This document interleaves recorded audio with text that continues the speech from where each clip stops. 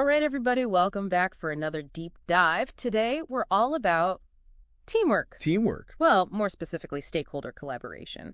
And you know how it goes. We got some great source material we're going to be pulling from, really digging into how to get everyone on the same page for projects. Music to my ears. Yeah. I mean, who hasn't run into problems because, well, someone wasn't quite up to speed? Exactly. And this resource just cuts right to the chase. It's like the first thing it says is figure out who all your stakeholders are. And actually all of them, not just the ones who immediately come to mind, you know? It's so easy to get tunnel vision on a project. Focus on the usual suspects. But this source, it's reminding us to zoom out. Think about everyone who's impacted, even indirectly, because those folks, they have a stake in the game too, whether we realize it or not. And it's not just about identifying them, right? It's about figuring out how much influence they have and how interested they are in the whole thing. Yeah. It's like, vision this grid. Influence on one axis, interest on the other. You got to figure out where each stakeholder falls on that grid because that's how you figure out your game plan for working with them. So someone with high influence and high interest, they're like, front row seats, all access pass. Right. Exactly. Your VIPs. Constant communication, involved in decisions. You got folks who are interested, but, not running the show. They just need the highlights. Yeah. And then you got the folks who wander in halfway through. Low influence, low interest. Acknowledge them. Keep it moving. Right. You wouldn't hand someone a paintbrush and say, go paint the Mona Lisa if they've never held a brush before, right?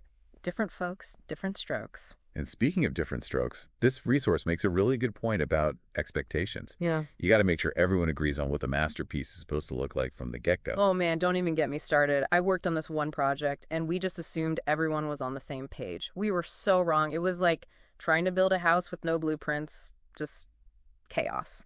Oh, I feel that. It happens all the time. This resource nails it, though. It actually says misaligned expectations can lead to conflicts or dissatisfaction. And they're not kidding. Seriously. Yeah. But what I love is that they don't just leave it at set expectations early, because let's be real, things change. Exactly. Projects evolve, priorities shift, the unexpected happens. The key is to have a system for managing those changes in a way that keeps everyone informed. And keeps that trust intact. Bingo. Trust. This resource really hammers home the importance of building trust with your stakeholders. And it's not just about saying, trust me. It's about showing them you're reliable. Like actually doing what you say you're going to do. Exactly. Delivering on your promises, being transparent, even when things get tough. And you know what else builds trust? Bringing stakeholders into the decision-making process. Oh, for sure. If you give people a voice, make them feel heard, they're much more likely to be on board, even if things don't go exactly their way. 100%. Speaking of getting people on board, the resource talks about these different influence strategies. I thought that was pretty interesting. Yeah, they break it down into three main approaches. You got your rational persuasion, which is all about logic and data. Here are the facts, folks. Then there's consultation, which is more about getting feedback, making people feel heard, even if you can't implement all their suggestions. It makes them feel valued. Absolutely. And then the holy grail of stakeholder collaboration. True collaboration.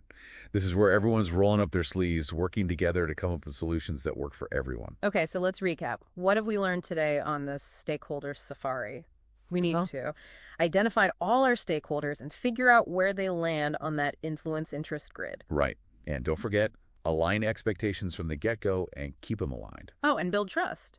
Through consistent communication, transparent actions, and by bringing stakeholders into the decision-making process. Nailed it. Now, before we wrap things up, here's something to think about. This whole stakeholder collaboration thing, it's not just for work projects.